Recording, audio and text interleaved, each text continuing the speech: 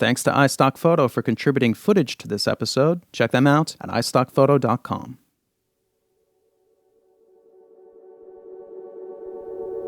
The genes in our bodies can be traced back over 3.5 billion years to a single organism, Luca, the last universal common ancestor. As Luca reproduced, its genes copied and copied and copied and copied. Sometimes with mistakes, they transformed. Over time, this produced every one of the billions of species of life on Earth. Some of these adopted sexual reproduction, combining the genes of individuals, and altogether, the best adapted life forms prospered. This is evolution. Copy, transform, and combine. And culture evolves in a similar way, but the elements aren't genes, they're memes, ideas, behaviors, skills. Memes are copied, transformed, and combined. And the dominant ideas of our time are the memes that spread the most. This is social evolution. Copy, transform, and combine. It's who we are, it's how we live, and of course, it's how we create. Our new ideas evolve from the old ones. But our system of law doesn't acknowledge the derivative nature of creativity. Instead, ideas are regarded as property, as unique and original lots with distinct boundaries.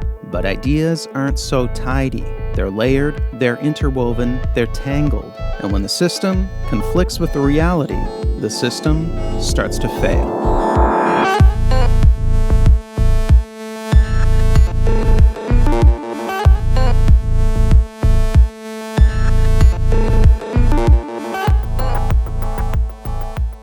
For almost our entire history, ideas were free.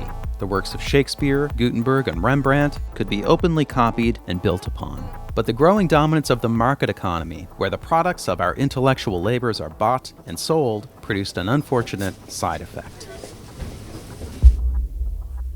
Let's say a guy invents a better light bulb. His price needs to cover not just the manufacturing cost, but also the cost of inventing the thing in the first place. Now let's say a competitor starts manufacturing a competing copy. The competitor doesn't need to cover those development costs, so his version can be cheaper. The bottom line, original creations can't compete with the price of copies. In the United States, the introduction of copyrights and patents was intended to address this imbalance. Copyrights covered media, patents covered inventions. Both aim to encourage the creation and proliferation of new ideas by providing a brief and limited period of exclusivity, a period where no one else could copy your work. This gave creators a window in which to cover their investment and earn a profit. After that, their work entered the public domain, where it could spread far and wide and be freely built upon. And it was this that was the goal, a robust public domain, an affordable body of ideas, products, arts, and entertainment available to all. The core belief was in the common good, what would benefit everyone. But over time, the influence of the market transformed this principle beyond recognition. Influential thinkers proposed that ideas are a form of property, and this conviction would eventually yield a new term, intellectual property. This was a meme that would multiply wildly, thanks in part to a quirk of human psychology known as loss aversion.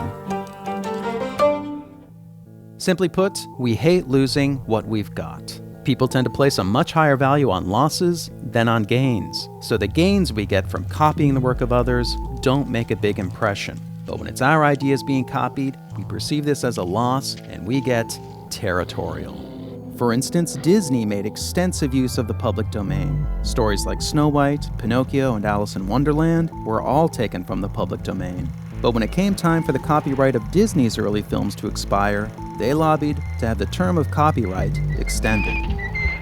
Artist Shepard Fairey has frequently used existing art in his work. This practice came to a head when he was sued by the Associated Press for basing his famous Obama Hope poster on their photo. Nonetheless, when it was his imagery used in a piece by Baxter Orr, Fairey threatened to sue. And lastly, Steve Jobs was sometimes boastful about Apple's history of copying. We have, always been shameless about stealing great ideas. But he harbored deep grudges against those who dared to copy Apple. I'm going to destroy Android because it's a stolen product. I'm willing to go thermonuclear war on this. When we copy, we justify it. When others copy, we vilify it. Most of us have no problem with copying as long as we're the ones doing it. So with a blind eye toward our own mimicry and propelled by faith in markets and ownership, intellectual property swelled beyond its original scope, with broader interpretations of existing laws, new legislation, new realms of coverage, and alluring rewards. In 1981, George Harrison lost a $1.5 million case for subconsciously copying the doo-wop hit He's So Fine in his ballad, My Sweet Lord.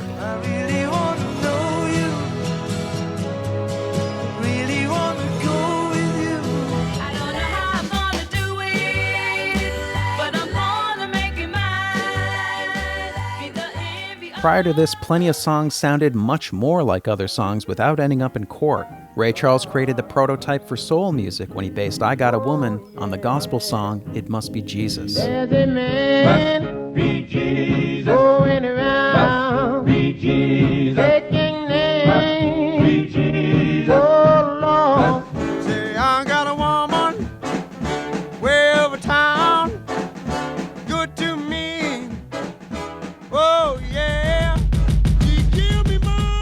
Starting in the late 90s, a series of new copyright laws and regulations began to be introduced, and many more are in the works. The most ambitious in scope are trade agreements. Because these are treaties and not laws, they can be negotiated in secret, with no public input and no congressional approval. In 2011, ACTA was signed by President Obama, and the Trans-Pacific Partnership Agreement, currently being written in secret, aims to spread even stronger U.S.-style protections around the world. Of course, when the United States itself was a developing economy, it refused to sign treaties and had no protection for foreign creators.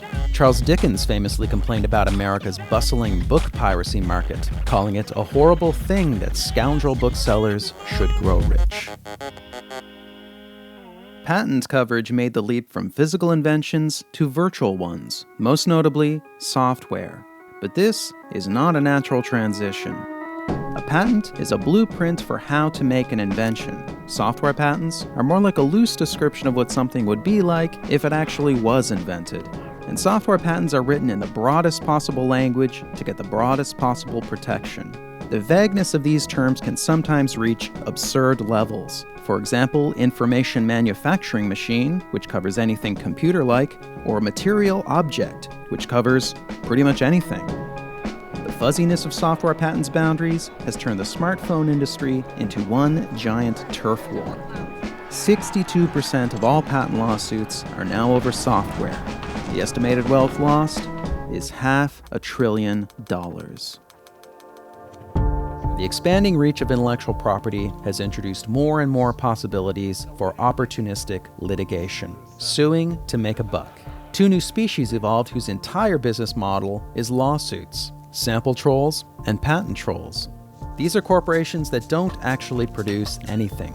They acquire a library of intellectual property rights, then litigate to earn profits. And because legal defense is hundreds of thousands of dollars in copyright cases and millions in patents, their targets are usually highly motivated to settle out of court. The most famous sample troll is Bridgeport Music, which has filed hundreds of lawsuits. In 2005, they scored an influential court decision over this 2-second sample. That's it. And not only was the sample short, it was virtually unrecognizable.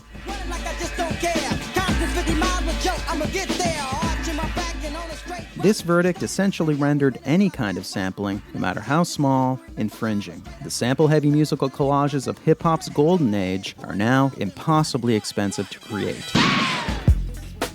Now, patent trolls are most common back in that troubled realm of software. And perhaps the most inexplicable case is that of Paul Allen. He's one of the founders of Microsoft, he's a billionaire, he's an esteemed philanthropist who's pledged to give away much of his fortune, and he claims basic web features like related links, alerts, and recommendations were invented by his long-defunct company.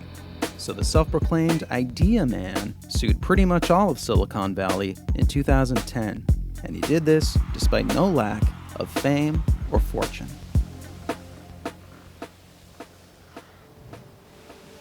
So to recap, the full picture looks like this. We believe that ideas are property, and we're excessively territorial when we feel that property belongs to us. Our laws then indulge this bias with ever-broadening protections and massive rewards. Meanwhile, huge legal fees encourage defendants to pay up and settle out of court. It's a discouraging scenario, and it begs the question, what now?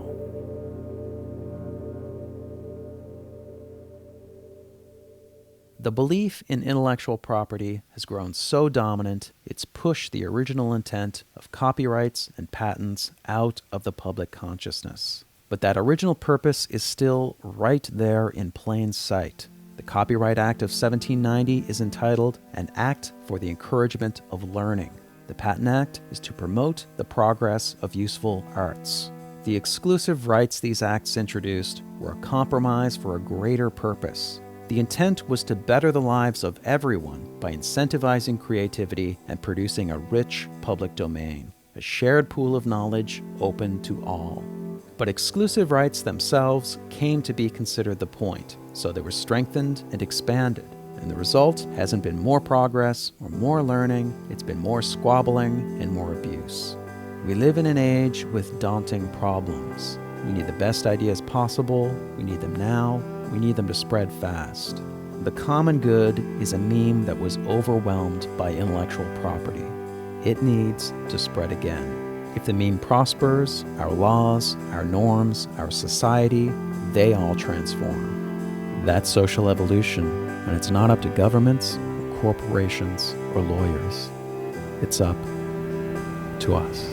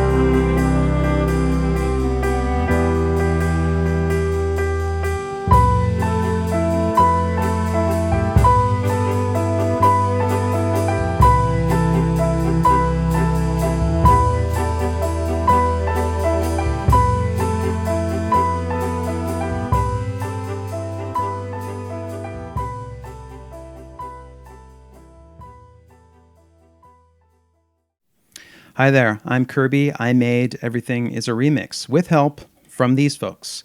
Two people in particular contributed a lot of time. I'd like to thank them real quick by name. Louis Wesolowski did about 15 pieces of motion graphics work for me. He contributed a lot of time, a lot of effort, and the video is better because of it. My thanks to Louis.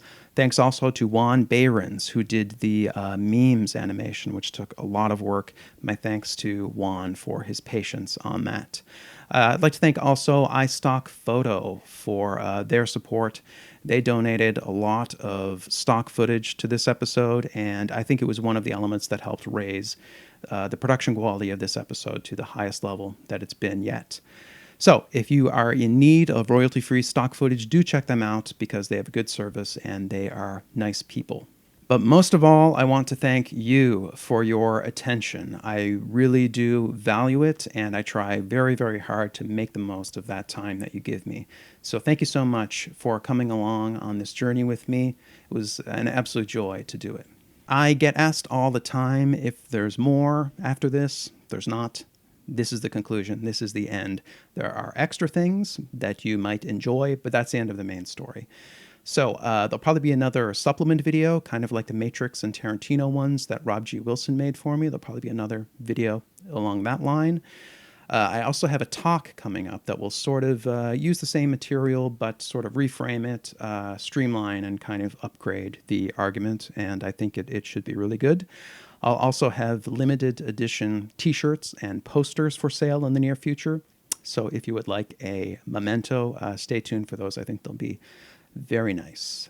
And lastly, I have a new project coming up that I am seriously excited about it. And if you are patient, hint, hint, you can probably find out more about that. My thanks, my sincere, heartfelt thanks for watching. It was really a pleasure. Thank you. Okay. Take care, and I'll see you next time with a whole new thing. All right. Take care. Bye-bye.